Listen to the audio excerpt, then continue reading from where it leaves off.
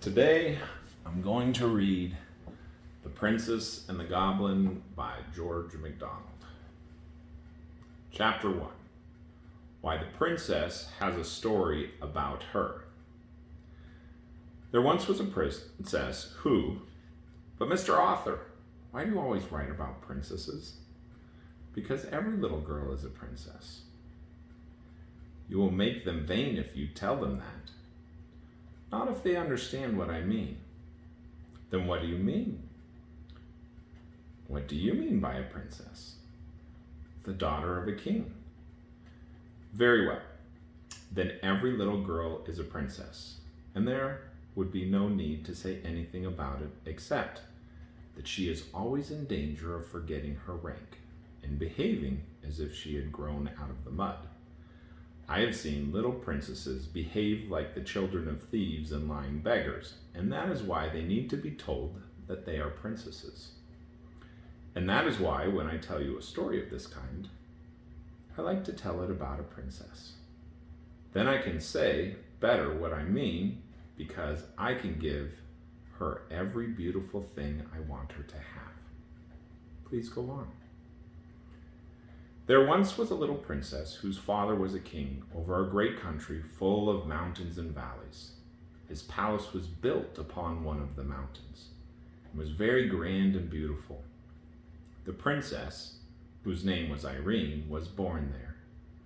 But she was sent soon after her birth, because her mother was not very strong, to be brought up by country people in a large house, half castle, half farmhouse, on the side of another mountain, about halfway between its base and its peak. The princess was a sweet little creature, and at the time my story begins was about 8 years old, I think. But she got older very fast. Her face was fair and pretty, with eyes like two little bits of night sky, each with a star dissolved in the blue.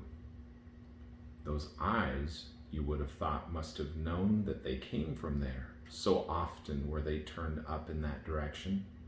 The ceiling of her nursery was blue with stars in it, as like the sky as they could make it. But I doubt if she ever saw the real sky with the stars in it, for a reason which I had better mention at once. These mountains were full of hollow places underneath, huge caverns and winding ways, some with water running through them, and some shining with all colors of the rainbow when a light was taken in. There would not have been much known about them had there not been mines there, great deep pits with long galleries and passages running off from them, which had been dug to get at the ore of which the mountains were full.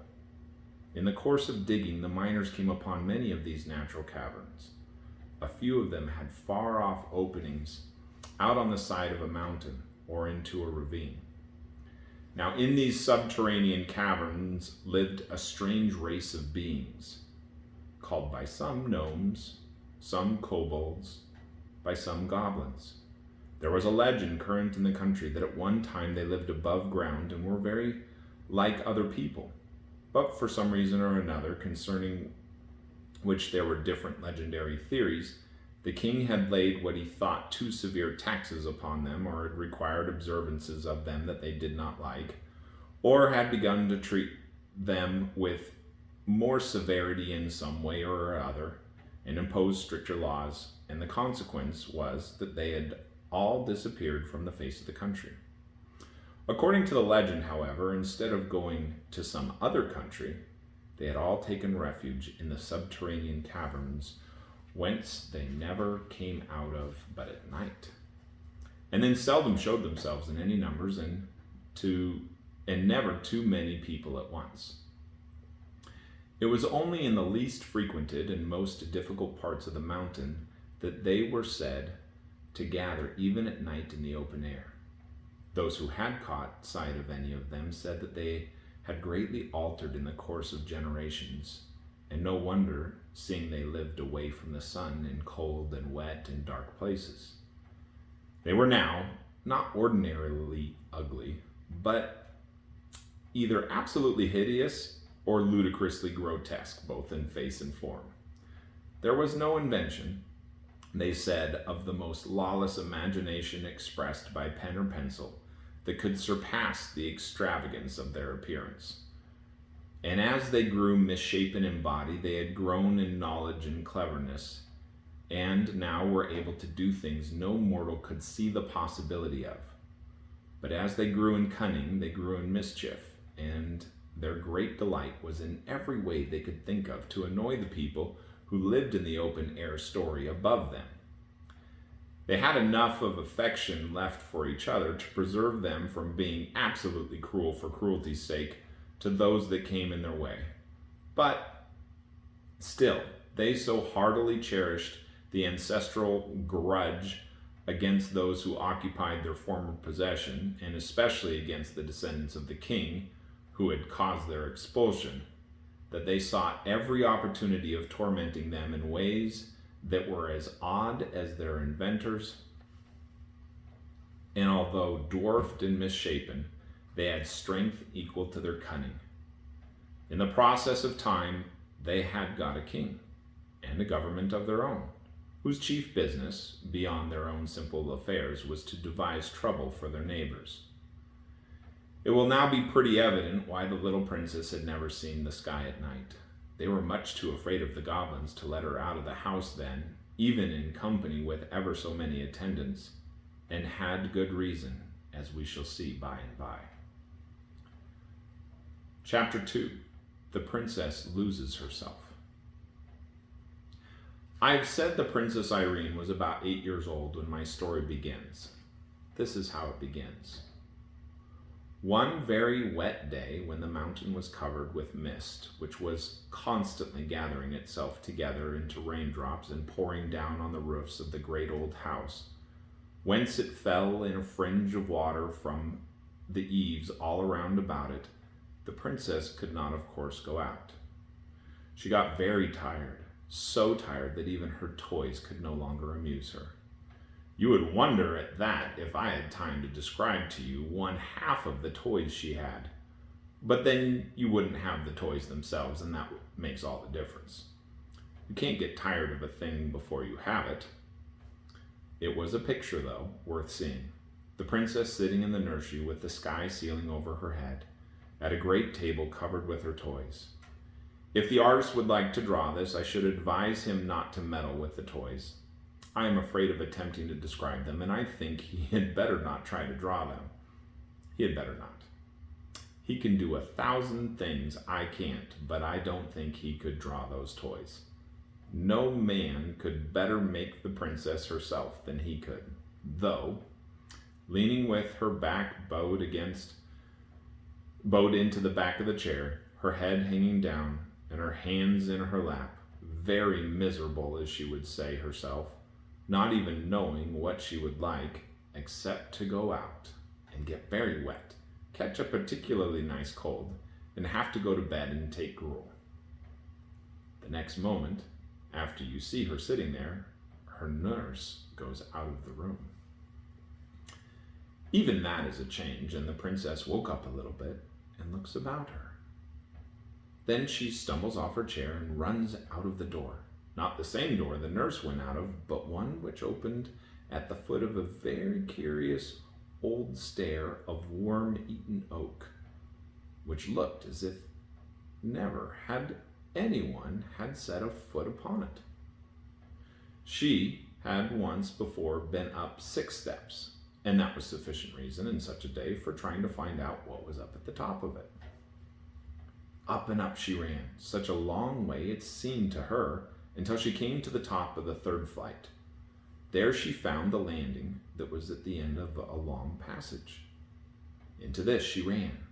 It was full of doors on each side, and there were so many she did not care to open any, but ran on to the end, where she turned into another passage, also full of doors. When she had turned twice more and still saw doors, and only doors about her, she began to get frightened. It was so silent. And all those doors must hide rooms with nobody in them. That was dreadful.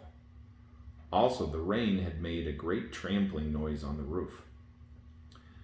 She turned and started at full speed, her little footsteps echoing through the sounds of the rain, back for the stairs in her safe nursery. So she thought, but she had lost herself long ago. It doesn't follow that she was lost, because she had lost herself, though. She ran for some distance, turned several times, and then began to be afraid. Very soon she was sure that she had lost the way back. Rooms everywhere, and no stair. Her little heart beat as fast as her little feet ran, and a lump of tears was growing in her throat. But she was too eager and perhaps too frightened to cry for some time. At last her hope failed her. Nothing but passages and doors everywhere. She threw herself on the floor and began to wail and cry. She did not cry long, however, for she was as brave as could be expected of a princess of her age. After a good cry, she got up and brushed the dust from her frock. Oh, what the old dust it was!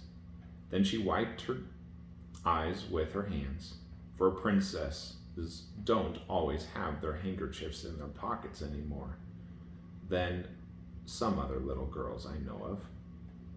Next, like a true princess, she resolved on going wisely to work, to find her way back.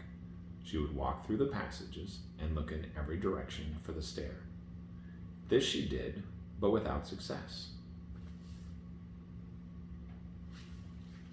Here's a picture of her running through the hallways and looking for the stairs, but beginning to get afraid.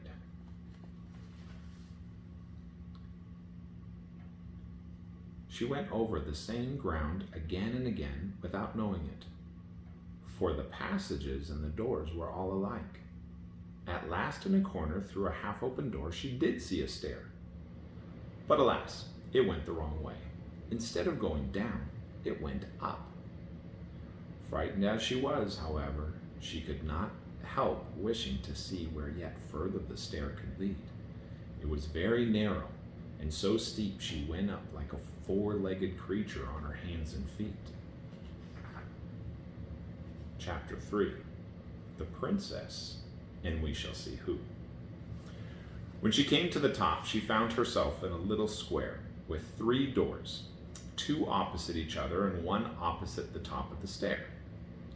She stood for a moment without an idea in her little head what to do next. But as she stood, she began to hear a curious humming sound. Could it be the rain? No. It was much more gentle and even monotonous than the sound of the rain, which now she scarcely heard. The low, sweet humming sound went on, sometimes stopping for a little while, then beginning again. It was more like the hum of a very happy bee which had found a rich well of honey in some globular flower than anything else I can think of at this moment. Where could it come from? She laid her ear first to one of the doors to hearken if it was there, then to another. When she laid her ear against the 3rd door, there could be no doubt where it came from. It must be from something in that room. What could it be? She was rather afraid, but her curiosity was stronger than her fear, and she opened the door very gently and peeped in. And what do you think she saw? A very old lady who sat spinning. Oh, Mr. Editor, I know the story you're going to tell. It's the Sleeping Beauty, only you're spinning too and making it longer. No, indeed, it is not that story. Why should I tell one that every properly educated child knows already? More old ladies than one have sat spinning in a garret. Besides, the old lady in that story was only spinning with a spindle, and this one was spinning with a spinning wheel. How else could the princess have heard the sweet noise through the door? Do you know the difference? Did you ever see a spindle or a spinning wheel? I dare say you never did. Well, ask your mamas to explain the difference. Between ourselves, however, I shouldn't wonder if she didn't know much better than you. Another thing is that this is not a fairy story, but a goblin story. And one thing more, this lady spinning was not an old nurse, but you shall see who. I think I have now made it quite plain that this is not that lovely story of the Sleeping Beauty. It is quite a new one, I assure you, and I will try to tell you it as prettily as I can. Perhaps you will wonder how the princess could tell that the old lady was an old lady when I inform you that not only was she beautiful, but her skin was smooth and white. I will tell you more. Her hair was combed back from her forehead and face and hung loose far down and all over her back. That is not much like an old lady, is it? Ah, but it was white almost as snow. And although her face was so smooth, her eyes looked so wise, you could not have helped seeing she must be old. The princess, though she could not have told you why, did think her very old indeed. Quite 50, she said to herself. But she was rather older than that, as you shall hear. And while the princess stared bewildered, with her head just inside the door, the old lady lifted hers and said in a sweet but old and rather shaky voice, which mingled very pleasantly with the continued hum of the wheel, "Come in, my dear, come in. I am glad to see you." That the princess was a real princess, you might see now quite plainly, for she didn't hang on to the handle of the door and stare without moving, as I have known some to do who ought to have been princesses, but were only rather vulgar little girls. She did as she was told, stepped inside the door at once, and shut it gently behind her. "Come to me, my dear," said the old lady. And again, the princess did as she was told. She approached the old lady rather slowly, I confess, but did not stop until she stood by her side and looked up into her face with her blue eyes and the two melted stars in them. "Why, what have you been doing with your eyes, child?" asked the old lady. "Crying," answered the princess. "Why, child?" "Because I couldn't find my way down again." "But you could find your way up." "Not at first, not for a long time." "But your face is streaked like the back of a zebra. Haven't you a handkerchief to wipe your eyes with?" "No." "Then why didn't you come to me to wipe them for you?" "Because I didn't know you were here. I will next time." "There's a good child," said the old lady. Then she stopped her wheel and rose, and going out of the room, returned with a little silver basin and a soft white towel with which she washed and wiped the bright little face, and the princess thought her hands were so smooth and nice. When she carried away the basin and the towel, the little princess wondered to see how straight and tall she was, for although she was so old, she didn't stoop a bit. She was dressed in black velvet with thick, white, heavy-looking lace about it, and on the black dress her hair shone like silver. There was hardly any more furniture in the room than there might have been in that of the poorest old woman who made her bread by spinning. There was no carpet on the floor, no table anywhere, nothing but the spinning wheel and the chair beside it. When she came back, she sat down again, and without a word began her spinning once more, while Irene, who had never seen a spinning wheel, stood by her side and looked on. When the old lady had succeeded in getting her thread fairly in operation again, she said to the princess, but without looking at her, "Do you know my name, child?" "No, I don't know it," answered the princess. "My name is Irene." "That's my name," cried the princess. "I know that. I let you have mine." "I haven't got your name. You've got mine." "How can that be?" asked the princess, bewildered. "I've always had my name." "Your papa the king asked me if I had any objection to your having it, and of course I hadn't. I let you have it with pleasure." "It was very kind of you to give me your name. Such a pretty one," said the princess. Oh, not so very kind, said the old lady. A name is one of those things one can give away and keep all the same. I have a good many such things. Wouldn't you like to know who I am, child? Yes, I would like that very much. I am your great-great-grandmother, said the lady. What's that? Asked the princess. I'm your father's mother's father's mother. Oh dear, I can't understand that, said the princess. I dare say not. I didn't expect you would. But there's no reason why I shouldn't say it. Oh no, answered the princess. I will explain it all to you when you're older, the lady went on. But you will be able to understand this much now. I came here to take care of you. Is it long since you came? Was it yesterday or was it today?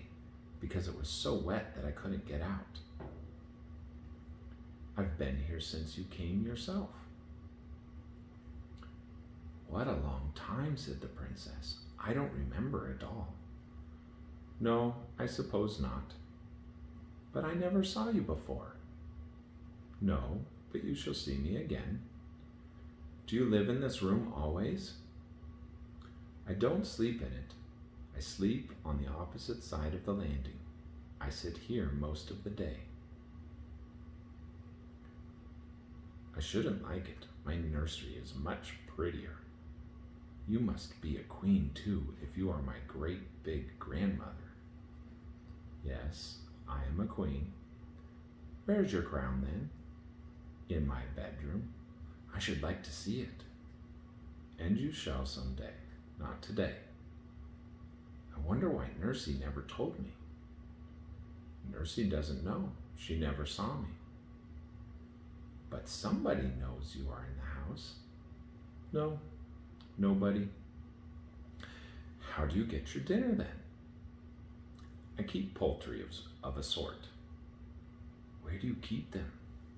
I will show you. And who makes the chicken broth for you? I never kill any of my chickens.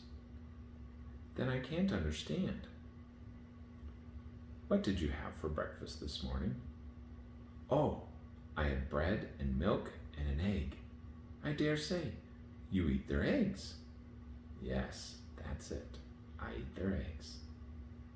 Is that what makes your hair so white? No, my dear. It's old age. I'm very old. I thought so. Are you 50? Yes, more than that. Are you 100? Yes, more than that. I'm too old for you to guess. Come and see my chickens. We're about to get to this picture, which is her seeing the birds and clapping her hands. Again she stopped her spinning. She rose, took the princess by hand, and led her out of the room and opened the door opposite the stair. The princess expected to see a lot of hens and chickens, but instead of that she saw the blue sky first, and then the roofs of the house, with a multitude of the loveliest pigeons, mostly white, but of all colors, walking about, making bows to each other, and talking a language she could not understand. She clapped her hands with delight, and uprose such a flapping of wings that she in her turn was startled. You frightened my poultry, said the old lady, smiling. And they frightened me, said the princess, smiling too. But what very nice poultry. Are the eggs nice? Yes, very nice. What a small egg spoon you must have. Wouldn't it be better to keep hens and get bigger eggs? How should I feed them, though? I see, said the princess. The pigeons feed themselves. They've got wings. Just so. If they couldn't fly, I couldn't eat their eggs. But how do you get the eggs? Where are the nests? The lady took hold of a little loop of string in the wall at the side of the door, and lifting a shutter showed a great many pigeon holes with nests, some with young ones and some with eggs in them. The birds came in at the other side, and she took out the eggs on this side. She closed it again quickly, lest the young ones should be frightened. "Oh, what a nice way!" cried the princess. "Will you give me an egg to eat? I'm rather hungry." "I will some day, but for now you must go back, or Nursey will be miserable about you. I dare say she's looking for you everywhere." "Except here," answered the princess. "Oh, how surprised she will be when I tell her about my great big grandmother." "Yes, she will," said the old lady with a curious smile. "Mind you tell her all about it exactly." "That I will.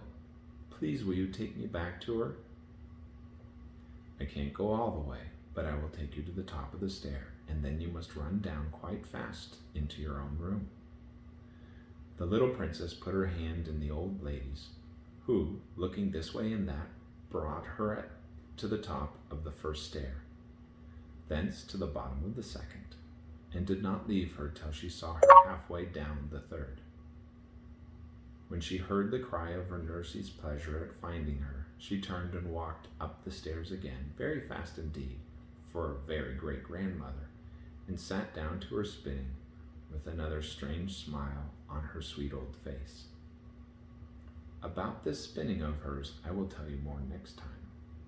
Guess what she was spinning? Chapter 4. What the Nurse Thought of It. "Why, where could you have been, Princess?" asked the nurse, taking her in her arms. "It's very unkind of you to hide away so long. I began to be afraid." Here she checked herself. "What were you afraid of, Nursey?" asked the princess. "Never mind," she answered. "Perhaps I will tell you another day. Now tell me where you have been." "I've been up a long way to see my very great, huge, old grandmother," said the princess. "What do you mean by that?" asked the nurse, who thought she was making fun. "I mean that I've been a long way up and up to see my great grandmother. Ah, Nursey, you don't know what a beautiful mother of grandmothers I've got upstairs. She's such an old lady with such lovely white hair, as white as my silver cup. Now when I think about it, I think her hair must have been silver." "What nonsense you are talking, Princess," said the nurse. "I'm not talking nonsense," returned Irene, rather offended. "I will tell you all about her. She's much taller than you and much prettier." "Oh, I dare say," remarked the nurse. "She lives upon pigeons' eggs." "Most likely," said the nurse. "And she sits in an empty room, spinning all day long." "Not a doubt of it," said the nurse. "She keeps her crown in her bedroom." "Of course, quite the proper place to keep her crown in. She wears it in bed, I'll be bound." "She didn't say that, and I don't think she does. That wouldn't be comfortable, would it?" "I don't think my papa wears his crown for a nightcap. Does he, Nursey?" "I never asked him. I dare say he does." "And she's been there ever since I came here, ever so many years." "Anybody could have told you that," said the nurse, who did not believe a word Irene was saying. "Why didn't you tell me then?" "There was no necessity. You could make it all up for yourself." "You don't believe me then?" exclaimed the princess, astonished and angry as well as she might be. "Did you expect me to believe you, Princess?" asked the nurse coldly. "I know princesses are in the habit of telling make-believes, but you are the first I've ever heard of who expected to have them believed," she added, seeing that the child was strangely in earnest. The princess burst into tears. "Well, I must say," remarked the nurse, now thoroughly vexed with her for crying, "it is not at all becoming in a princess to tell stories and expect to be believed just because she is a princess." "But it's quite true, I tell you, Nursey." "You've dreamt it then, child." "No, I didn't dream it. I went upstairs and I lost myself, and if I hadn't found the beautiful lady, I should never have found myself." "Oh, I dare say." "Well, you just come up with me and see if I'm telling the truth." Indeed, I have other work to do. It's your dinner time, and it won't have any more such nonsense." The princess wiped her eyes, and her face grew so hot that they were soon quite dry. She sat down to her dinner, but ate next to nothing. Not to be believed, it does not at all agree with princesses, for real princesses cannot tell a lie. So all the afternoon she did not speak a word. Only when the nurse spoke to her she answered her, for a real princess is never rude, even when she does well to be offended. Of course the nurse was not comfortable in her mind. Not that she suspected the least truth in Irene's story, but that she loved her dearly and was vexed with herself for having been cross to her. She thought her crossness was the cause of the princess's unhappiness, and had no idea that she was really and deeply hurt at not having been believed. But as it became more and more plain during the evening, in every motion and look, that although she tried to amuse herself with her toys, her heart was too vexed and troubled to enjoy them, her nurse's discomfort grew and grew. When bedtime came, she undressed and laid her down, but the child, instead of holding up her little mouth to be kissed, turned away from her and lay still. Then Nursey's heart gave way altogether, and she began to cry. At the sound of her first sob, the princess turned again and held her face to kiss her as usual. But the nurse had used her handkerchief to her eyes and did not see the movement. "Nursey," said the princess, "why won't you believe me?" "Because I can't believe you," said the nurse, getting angry again.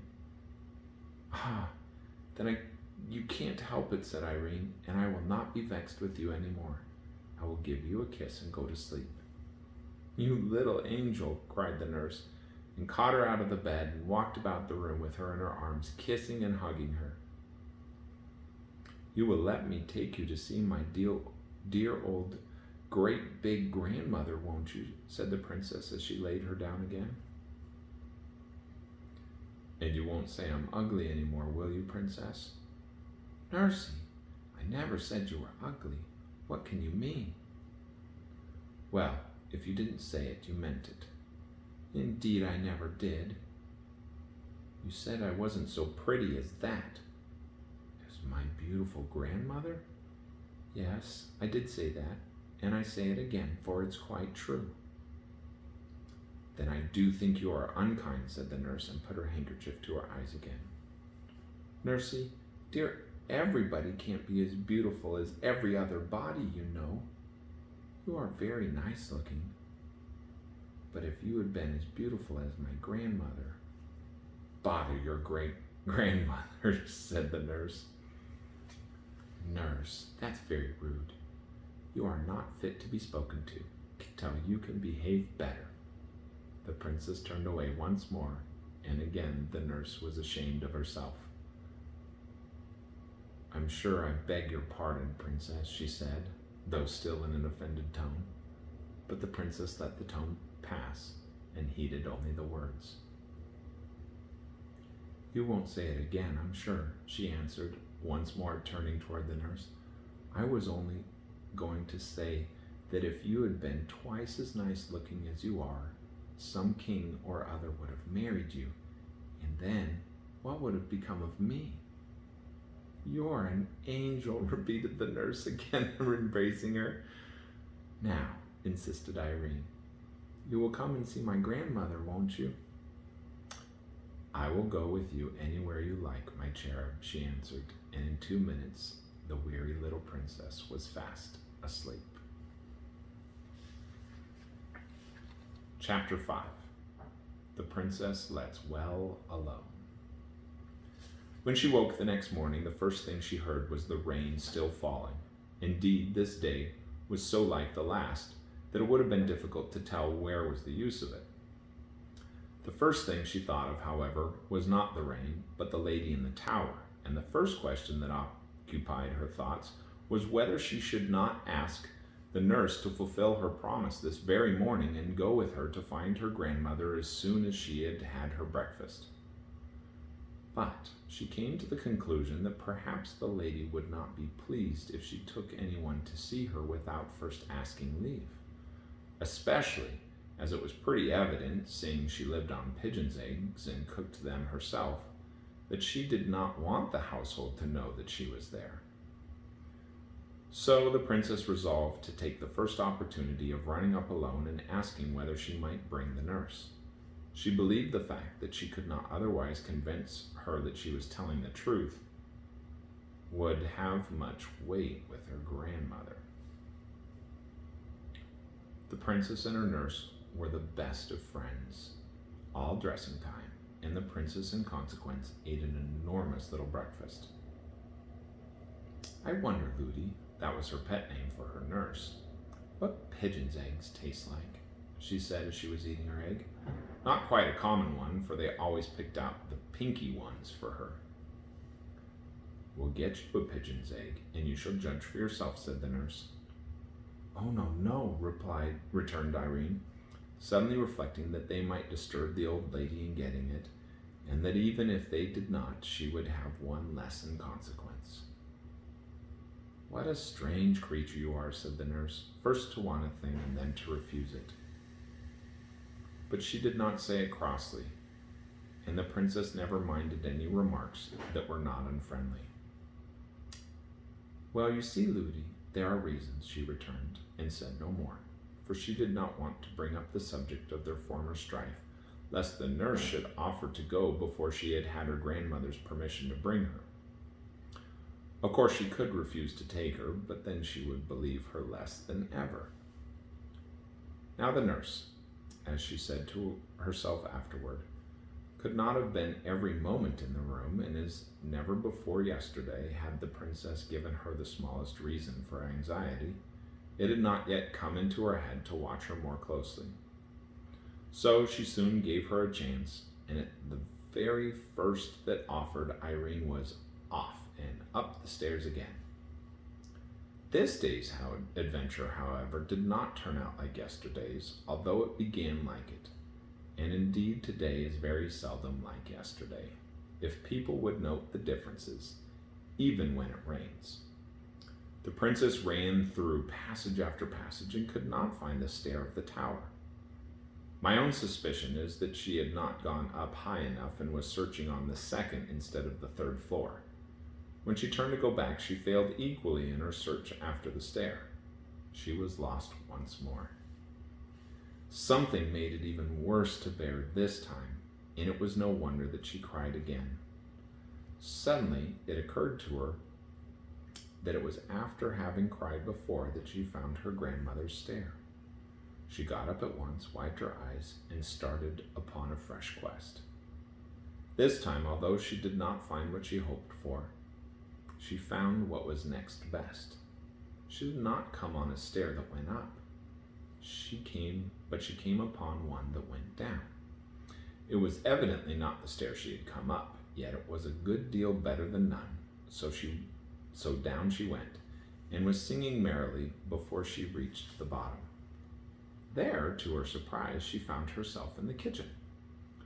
Although she was not allowed to go there alone, her nurse had often taken her, and she was a great favorite with the servants. So there was a general rush at her the moment she appeared, for everyone wanted to have her, and the report of where she was soon reached the nurse's ears. She came at once to fetch her, but she never suspected how she got there, and the princess kept her own counsel. Her failure to find the old lady not only disappointed her, but made her very thoughtful. Sometimes she came almost to the nurse's opinion that she had dreamed all about her, but that fancy never lasted very long. She wondered much whether she would ever see her again, and thought it very sad not to have been able to find her when she particularly wanted her. She resolved to say nothing more to her nurse on the subject, seeing it was so little in her power to prove her words.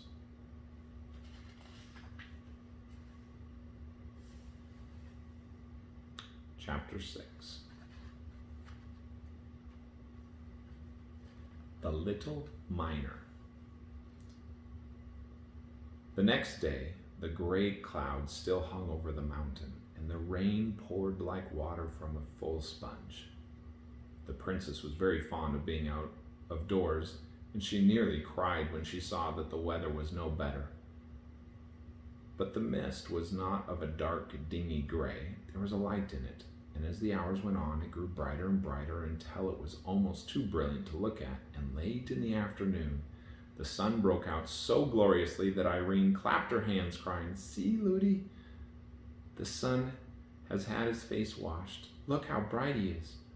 Do get my hat and let us go out for a walk. Oh dear, how happy I am." Ludi was very glad to please the princess.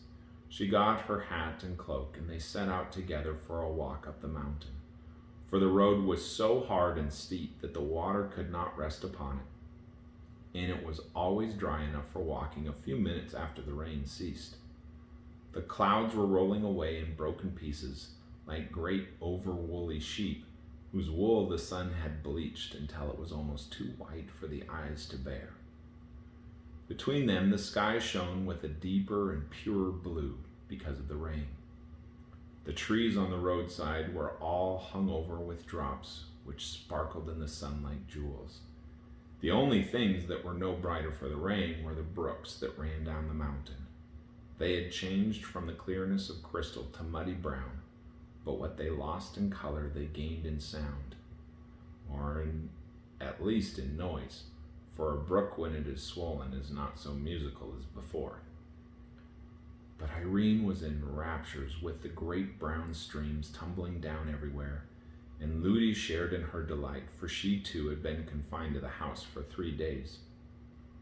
At length she observed that the sun was getting low, and said it was time to be going back.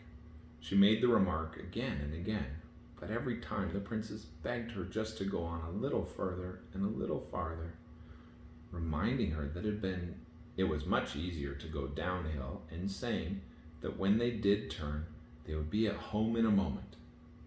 So on and on they did go. Now to look at a group of ferns over whose tops a stream was pouring in a watery arch, now to pick a shining stone from a rock by the wayside, now to watch a flight of some bird. Suddenly the shadow of a great mountain peak came up from behind and shot in front of them. When the nurse saw it, she started and shook, and tremulously grasping the hand of the princess, turned and began to run down the hill. "What's all the haste, nursey?" asked Irene, running alongside her. "We must not be out a moment longer." "But can't we help being out a good many moments longer?" It was too true. The nurse almost cried. They were much too far from home. It was against express orders to be out with the princess 1 moment after the sun was down, and they were nearly a mile up the mountain. If His Majesty, Irene's papa, were to hear of it, Ludi would certainly be dismissed, and to leave the princess would break her heart. It was no wonder she ran, but Irene was not in the least frightened, not knowing anything to be frightened at. She kept on chattering as well as she could, but it was not easy. Ludi, why do you run so fast? It shakes my teeth when I talk." "Then don't talk," said Ludi. But the princess went on talking. She was always saying, Look, Ludi." But Ludi paid no more heed to anything she said, only ran on. Look, Ludi. Don't you see that funny man peeping over the rock?" Ludi only ran the faster. They had to pass the rock, and when they came near it, the princess clearly saw that it was only a large fragment of the rock itself she had mistaken for a man. Look, Ludi. There's such a curious creature at the foot of that old tree. Look at it, Ludi. It's making faces at us, I do think." Ludi gave a stifled cry and ran faster still, so fast that Irene's little legs could not keep up with her, and she fell with a clash. It was a hard downhill road, and she had been running very fast, so it was no wonder she began to cry. This put the nurse nearly beside herself, but all she could do was run on the moment she got the princess on her feet again. "Who's that laughing at me?" said the princess, trying to keep in her sobs and running too fast for her grazed knees. Nobody, child, said the nurse almost angrily. But in that instant there came a burst of coarse tittering from somewhere near, and a hoarse, indistinct voice seemed to say, "Lies, lies, lies." "Oh," cried the nurse with such a sigh it was almost a scream, and ran on faster than ever. "Nursey Ludi, I can't run any more. Do let us walk a bit." "What am I to do?" said the nurse. "Here, I will carry you." She caught her up, but found her much too heavy to run with, and had to set her down again. Then she looked wildly about her, gave a great cry, and said, "We've taken the wrong turn somewhere, and I don't know where we are. We are lost, lost." The terror she was in had quite bewildered her. It was true enough. They had lost the way. They had been running down into a little valley, in which there was no house to be seen. Now Irene did not know what good reason there was for her nurse's terror, for the servants had all strict orders never to mention the goblins to her. But it was very discomposing to see her nurse in such a fright. Before, however, she had time to grow thoroughly alarmed like her, she heard the sound of whistling, and that revived her. Presently she saw a boy coming up the road from the valley to meet them. He was a whistler, but before they met, his whistling changed to singing, and this is something like what he sang. Ring, dod, bang, go the hammers clang, hit and turn and bore, whiz and puff and roar. Thus we ride the rocks, force the goblin locks, see the shining ore, 1, 2, 3, bright as gold can be, 4, 5, 6, shovels, mattocks, and picks, 7, 8, 9, light your lamp at mine, 10, 11, 12, loosely hold the helve, where the merry miner boys make the goblins hold their noise. "I wish you would hold your noise," said the nurse rudely, for the very word goblin at such a time in such a place made her tremble. It would bring the goblins upon them to a certainty, she thought, to defy them in such a way. But whether the boy heard her or not, he did not stop his singing. 13, 14, 15, this is worth the sifting. 16, 17, 18, there's the match in Leighton. 19, 20, goblins in a plenty. "Do be quiet," cried the nurse in a whispered shriek. But the boy, who was now close at hand, still went on. "Hush, scush, scurry, there you go in a hurry.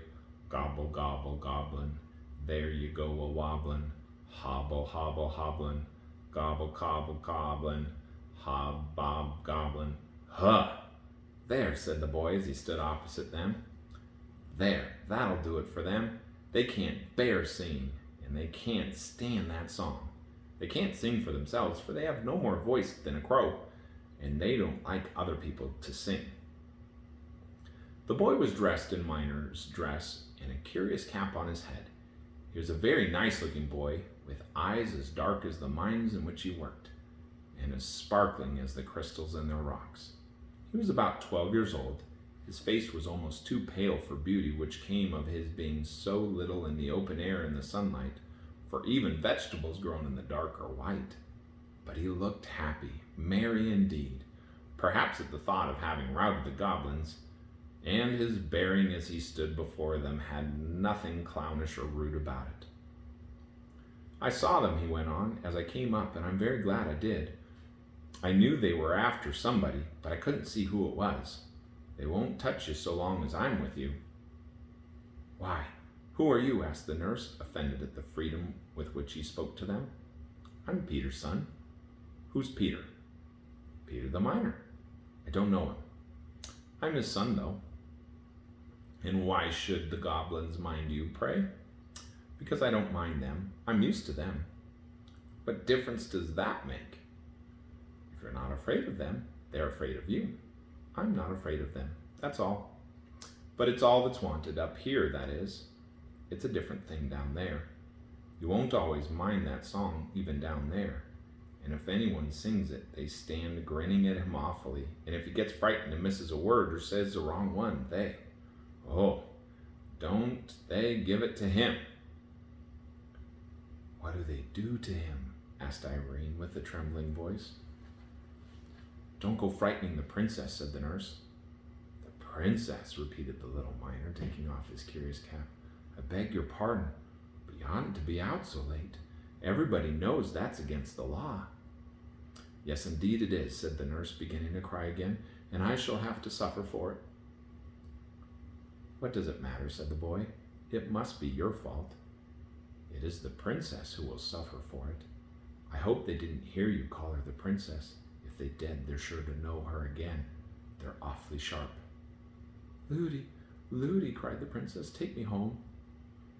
Don't go on like that, said the nurse to the boy almost fiercely. How could I help it? I lost my way. You shouldn't have been out so late. You wouldn't have lost your way if you hadn't been frightened, said the boy. Come along. I'll show you set you right again. Shall I carry your little highness? Impertinence, murmured the nurse, but she didn't say it aloud, for she thought if she made him angry, he might take his revenge by telling someone belonging to the house, and then it would be sure to come to the king's ears. No, thank you, said Irene. I can walk very well, though I can't run so fast as Nursey. If you will give me one hand, Ludi will give me another, and then I shall get on famously. They soon had her between them, holding a hand of each.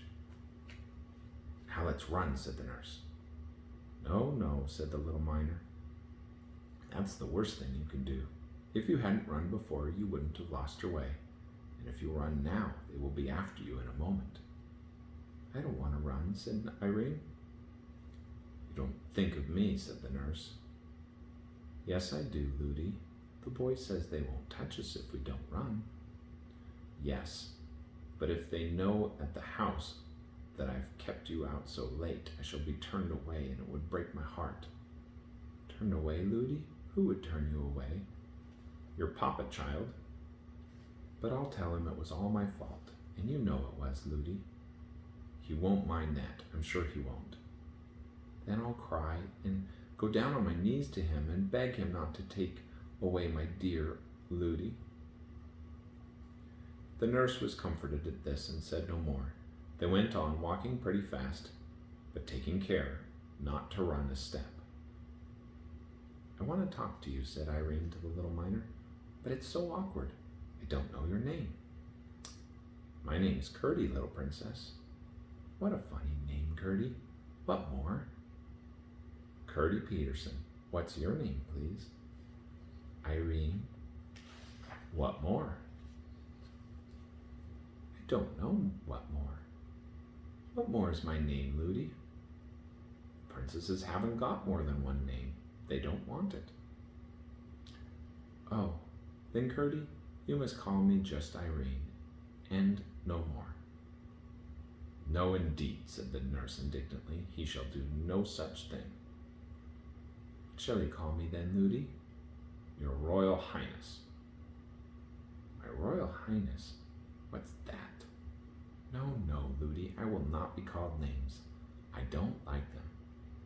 You said to me once yourself that it's only rude children that call names, and I'm sure Curdy wouldn't be rude. Curdy, my name's Irene. Well, Irene, said Curdy with a glance at the nurse, which showed he enjoyed teasing her. It's very kind of you to let me call you anything. I like your name very much. He expected the nurse to interfere again, but he soon saw she was too frightened to speak. She was staring at something a few yards before them, in the middle of the path where it narrowed between rocks, so that only one could pass at a time. It's very much kinder of you to go out of your way to take us home, said Irene. I'm not out of my way yet, said Curdy. It's on the other side of those rocks the path turns off to my father's. You wouldn't think of leaving us till we're safe home, I'm sure, gasped the nurse. Of course not, said Curdy. You dear, kind Curdy. I'll give you a kiss when we get home, said the princess. The nurse gave her a great pull by her hand she held, but at that instant something in the middle of the way, which had looked like a great lump of earth brought down by the rain, began to move. One after another it shot out 4 long things like 2 arms and 2 legs, but it was now too dark to tell what they were. The nurse began to tremble from head to foot. Irene clasped Curdy's hand yet faster, and Curdy began to sing again. 1, 2, hit and hew, 3, 4, blast and bore, 5, 6, there's a fix, 7, 8, hold it straight, 9, 10, hit again, hurry, scurry, bother, smother. There's a toad in the road, smash it, squash it, fry it, dry it, you're another, up and off, there's enough, huh! And as he uttered the last words, Curdy let go of his companion and rushed at the thing in the road as if he would trample it under his feet. It gave a great spring and then ran straight up one of the rocks like a huge spider. Curdy turned back laughing and took Irene's hand again. She grasped his very tight, but said nothing until they had passed the rocks. A few yards more and she found herself on a part of the road she knew and was able to speak again. Do you know, Curdy, I don't like your song. It sounds to me rather rude, she said. Well, perhaps it is, said Curdy. I never thought of it. It's a way that we have. We do it because they don't like it. Who don't like it? The Cobbs, as we call them. Don't, said the nurse. Why not, said Curdy. I beg you won't. Please don't. If you ask me that way, of course I won't. Though I don't a bit know why. Look, there are the lights of your great house down below. You'll be at home in 5 minutes now. Nothing more happened, and they reached home safely. Nobody had missed them, or even had known that they had gone out, and they arrived at the door belonging to their part of the house without anyone seeing them. The nurse was rushing in a hurried and not over-gracious good night to Curdy, but the princess pulled her hand from hers and was just throwing her arms around Curdy's neck when she caught her again and dragged her away. Ludi, I promised Curdy a kiss, cried Irene. A princess mustn't give kisses, it's not all proper, said Ludi. But I promised, said the princess. There's no occasion. He's only a minor boy. He's a good boy and a brave boy, and he's been very kind to us. Ludi, I promised. Then you shouldn't have promised. Ludi, I promised him a kiss. Your Royal Highness, said Ludi, suddenly growing very respectful, must come in directly. Nurse, a princess must not break her word, said Irene, drawing herself up and standing stock still. Ludi did not know which the king might count the worst, to let the princess be out after sunset, or to let her kiss a minor boy. She did not know that, being a gentleman, as many kings have been, he would have counted neither of them the worse. However much he might have disliked his daughter to kiss a minor boy, he would not have had her break her word for all the goblins in creation. But as I say, the nurse was not lady enough to understand this, and so she was in great difficulty, for if she insisted, someone might hear the princess pry and run to see, and then all would have come out. But here Curdy came to the rescue. Never mind, Princess Irene, he said. You mustn't kiss me tonight. But you shan't break your word. I'll come another time, and you may be sure I will. Oh, thank you, Curdy, said the princess, and stopped crying.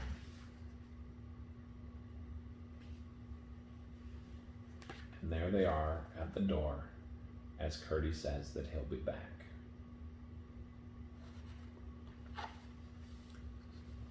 Good night, Irene.